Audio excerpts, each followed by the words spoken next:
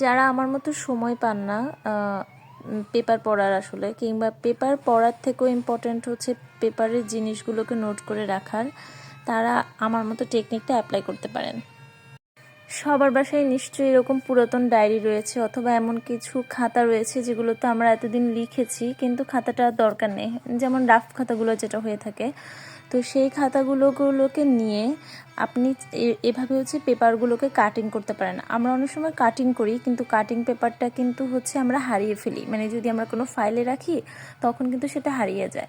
তো আমরা যেটা করতে পারি, এরকম ডায়েরি কিংবা হচ্ছে পুরাতন খাতা যেগুলো থাকে সেগুলোর মধ্যে এভাবে কাটিং করে আন্ডারলাইন করে রাখতে পারি, যে আমাদের যে লাইনগুলো খুব গুরুত্বপূর্ণ ওগুলো আন্ডারলাইন করে রাখতে পারি। তো যেমন দেখেন আমার এই ডায়েরিটা কিন্তু সুন্দর না, এখানে আসলে লেখার মতো কিছু নেই। তো আমি এগুলোর মধ্যে যে ইম্পর্ট্যান্ট টপিকগুলো আমি পেপার কাটিং করি সেগুলো এভাবে হচ্ছে আঠা দিয়ে আমি হচ্ছে এখানে আটকিয়ে রাখি, তখন এটা বইয়ের মতো হয়ে যায়। আমি যখন সুযোগ পাই এগুলো হচ্ছে এভাবে উল্টিয়ে নিই।